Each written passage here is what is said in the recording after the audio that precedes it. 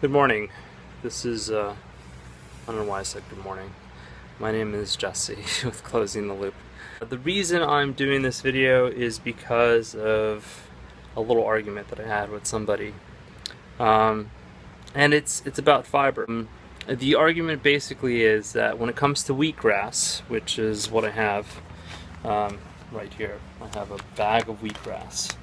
The idea, the prevailing idea, and it is a prevailing idea, and I do feel like it's just like this thing, you know, that people are just not really well informed about.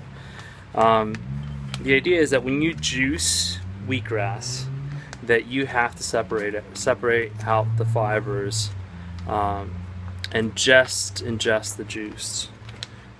Just take in the juice. That's the prevailing idea, that the fibers are somehow bad for you, or whatever the case is. But this is my argument, right? There is a term indigestible fiber that a lot of people are using when they talk about wheatgrass, and they talk, you know, they use that term for other things too. The fact is, we don't digest any fiber, right? Whether it be soluble fiber, and what people probably mean when they say indigestible fibers is insoluble fiber. In life, we have examples of many different things that we eat on a regular basis that are a combination of soluble and insoluble fibers. Whether it be a nut, whether it be a fruit or vegetable, if it grows out of the ground, it is either going to be mostly insoluble fiber, or a combination of insoluble with soluble fiber, or it's going to be all soluble fiber. Wheatgrass has insoluble fiber. It's a type of fiber that is particularly hard to chew on.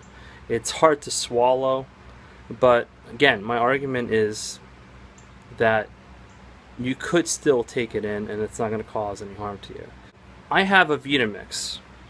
Right? I would never eat wheatgrass and just eat it, or even cut it up and put it in a salad. I would never do that because I know that I'm not going to get the benefit.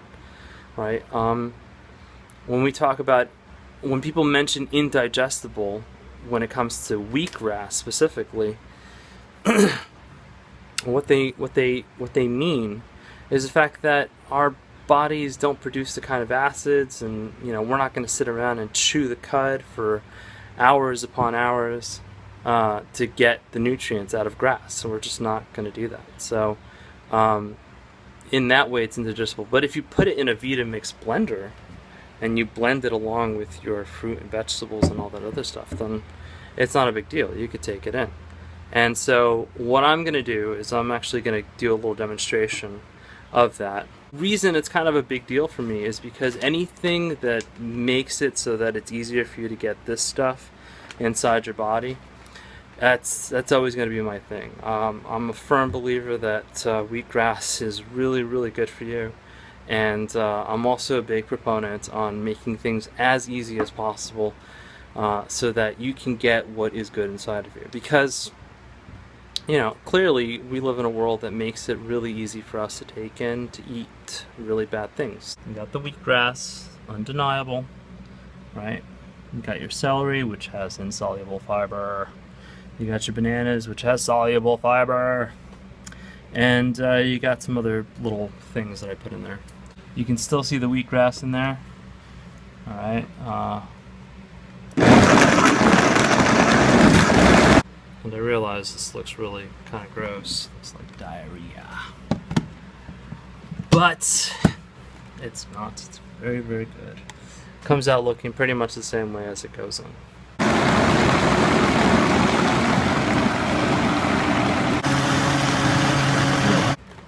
This is my green smoothie.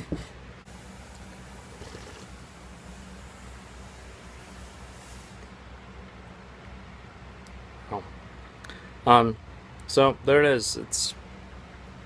But yeah, that's what I do. And there's no grassy bits or anything like that. It's all completely blended up, and it's just fiber. All the benefit of the wheatgrass is there. All the juice is there. I can actually feel it in my mouth. I don't know how to describe it, but there's like this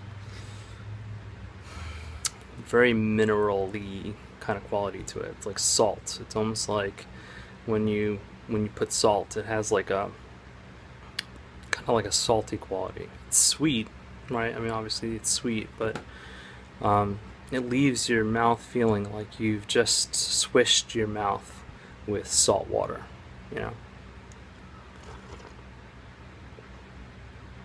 And that's because of the high mineral content. There's a ton of minerals in there. So anyway, so that's my argument.